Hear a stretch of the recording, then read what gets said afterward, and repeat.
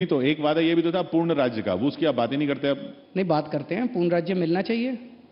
पूर्ण राज्य तो जनता की मांग है कि उनकी चुनी हुई सरकार को सारी शक्तियां होनी चाहिए ताकि जनता के हिसाब से काम हो सके, नहीं तो जनतंत्र ही नहीं रह जाता। नहीं, आप कह रहे हैं ना आपकी काम हो रहा है, अब ताकत मिल गई है। जैसे पुलिस आपके पास नहीं है, लैंड आपके पास नहीं है, आप अस्पताल बनाना चाहते हो, आप अस्पताल नहीं बना सकते, लैंड आपके पास नहीं है। आज महिलाओं के साथ जो भी गलत काम हो रहे हैं दिल्ली के अंदर, इतने रेप बढ़ रहे हैं, इतना, अगर आज लॉ एंड ऑर्डर और पुलिस हमारे पास होती तो हम उसको भी, लॉ एंड ऑर्डर की व्यवस्था को भी ठीक कर सकते थे। जैसे आजकल जो माहौल है उसको भी कंट्रोल कर सकते थे। तो अगर आज आप कह रहे हैं आप नहीं भड़का रहे, तो फिर कौन कर रहा है ये क्या जो माहौल चल रहा है दिल्ली में? लोग नाराज हैं, लोग उतर रहे हैं। अब ये 33 यूनिवर्सिटीज के अंदर कौन भड़का रहा है स्टूडेंट्स को, आप बताओ? जो हिंसा हो रही है, सारे लोग हिंसा की सड़क बात के ऊपर उतर रहे हैं। हिंसा जो हो रही है वो गलत है। हिंसा में मैं आपकी बात मानता हूं कि जहां जहां जैसे बसें चली, ऐसा हो ही नहीं सकता कि बसें स्टूडेंट्स ने जलाई। क्यों? बसें, एक बस जलाने के लिए आपको 35-40 पता नहीं कितने मिट्टी के तेल के कैंस की जरूरत पड़ेगी। कौन लाया वो स्टूडेंट्स ने नहीं किया। It was not done by, वो कहीं ना कहीं किसी ना किसी वेस्टेड इंटरेस्ट ने, किसी ना किसी गलत लोगों ने किया। उसकी जांच होके उनको सजा दिलवाओ। तो वो तो इशारा कर रहे हैं कि वेस्टेड इंटरेस्ट आप हैं।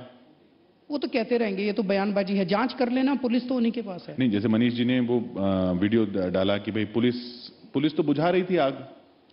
मेरा सुझाव है कि दिल्ली के मुद्दों पे बात करें। मनीष ने क्या बोला, उसने क्या बोला, ये तो पॉलिटिकल बयानबाजी चलती रहती है। नहीं, पर हिंसा गलत है। हिंसा में पॉलिटिकल बयानबाजी ना हो तो वो बेहतर नहीं है। हिंसा गलत है। हिंसा को लेके मैं चिंतित हूं। मैंने एलजी साहब से भी इस बारे में बात की। अमित शाह जी से मैंने टाइम मांगा हुआ है, वो बहुत बिजी होंगे, 2 दिन से उन्होंने टाइम नहीं दिया मिलने का। मैं उम्मीद करता हूं जल्दी उनसे मिलकर इसका समाधान निकालेंगे।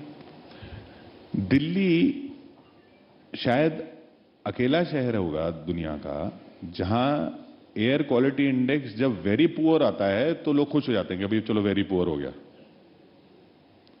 ये समस्या बड़ी नहीं है। ये समस्या घटी है थोड़ी।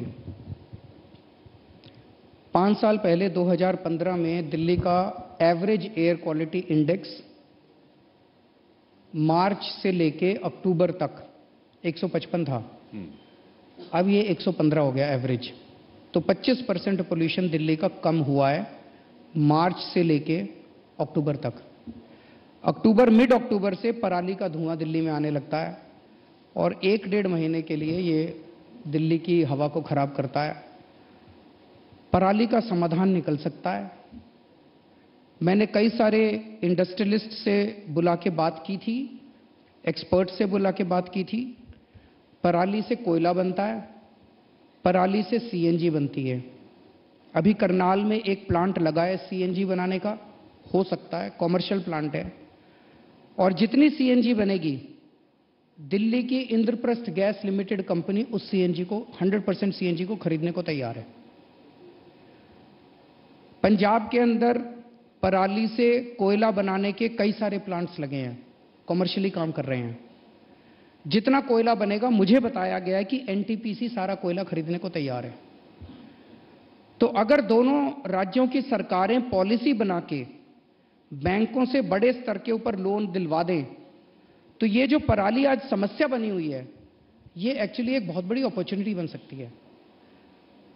अगर बहुत बड़े स्तर के ऊपर पराली से कोयला बनाने का और पराली से सीएनजी बनाने के प्लांट्स और इंडस्ट्री लगाई जाए, तो किसान को पराली के बदले पैसे मिलेंगे, वो पराली बेच सकेगा, फिर वो क्यों जलाएगा।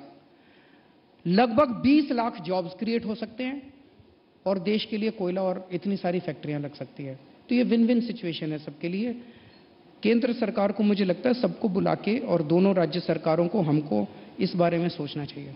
नहीं तो पंजाब में तो आप काफी मजबूत विपक्ष हैं, आपके कई विधायक हैं, आपने कोई आंदोलन चलाया इसके लिए वहां पर? सरकार नहीं है ना। नहीं, पर आप विपक्ष में होते हैं तो खूब आंदोलन करते हैं। आवाज उठा रहे हैं।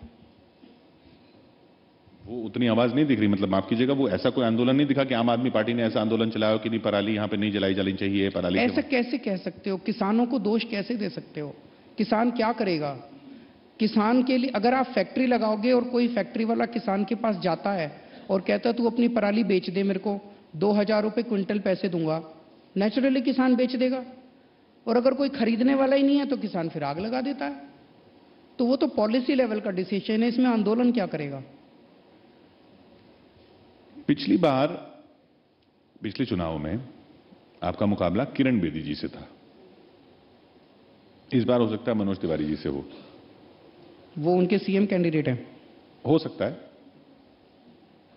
अच्छा है आपके लिए। मैंने पहले भी बोला था वो गाते बहुत अच्छा है। सुना है आप लोगों ने गाना उनका, रिंकिया के पापा, बहुत अच्छा है। आपने सुना है? जी जी। हैं?